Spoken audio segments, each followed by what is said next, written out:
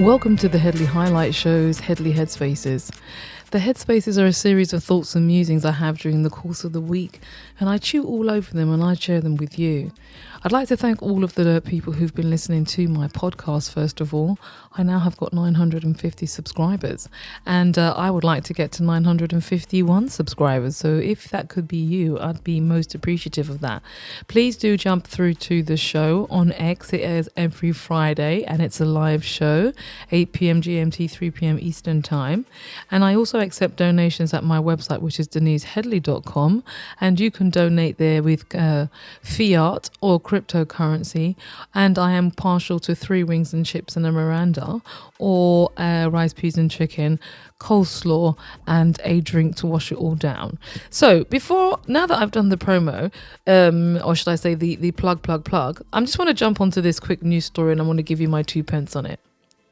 So I've just looked on the BBC website, and it says the UK announces a further £450 million of military support to the Ukraine, and this article is an hour old. The government has announced a further £450 million of military support to Kiev as the UK and Germany prepare to host a meeting of 50 nations in Brussels. Defence officials are convening to pile pressure on the Russian president, Mr. Putin, to force him to end his invasion. This is just a propaganda piece by the BBC, as per usual. They are, let's face it, where do you get your military news about the Ukraine from? From the military Department of Defence in the Ukraine. So this is just a propaganda piece. But the point is this, okay? We have just coughed up another £450 million for the Ukraine. We had Rachel Reeves giving them the other day. Let me just check how much it was. So let me just give you the information I was just looking for. So in 2024, the UK government pledged a total of, £3 billion in military assistance to the Ukraine as part of a broader commitment to provide £3 billion annually. Yeah? They've committed £3 billion annually, according to Keir Starmer. And now they've just got another £450 million this week.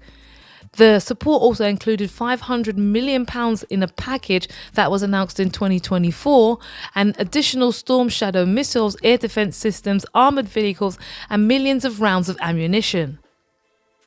And that was in 2024. And in 2025, they have allocated another £4.5 billion in military aid, with a £350 million designated for a £450 million package unveiled in April 2025, basically an hour ago. This package is co-funded by Norway, focusing on equipment repairs, radar systems, anti-tank mines and drones. Does this sound like a government that actually wants to stop fighting? Does this sound like any countries who are involved in this on the European side that want a cessation of war? And at the top of the article, you were told that this is because Vladimir Putin does not want to engage in a peace process or a peace exercise. These things just really annoy me. You're funding this machine continually.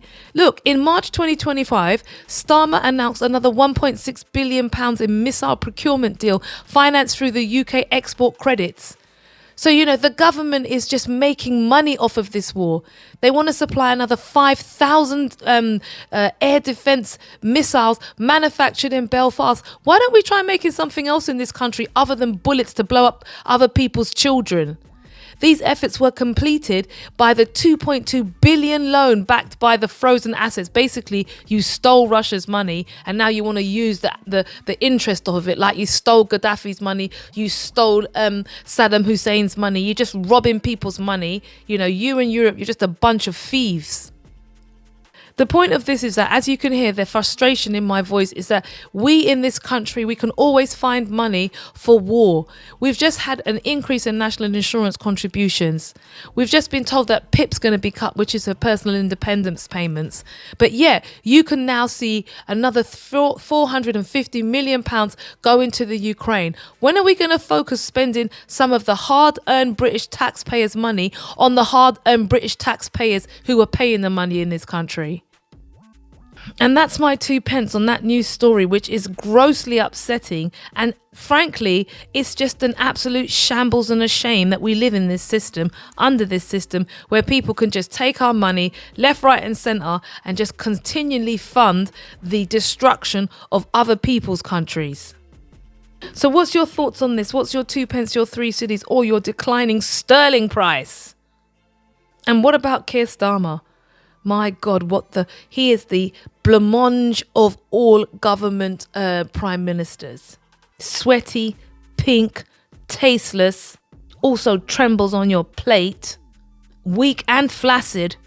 I mean, what's happened to the trade deal, Keir?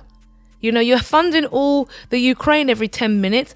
Do you think you're going to get a trade deal out of Trump? He's just given you 10% on tariffs and you said absolutely nothing. Crickets as per usual.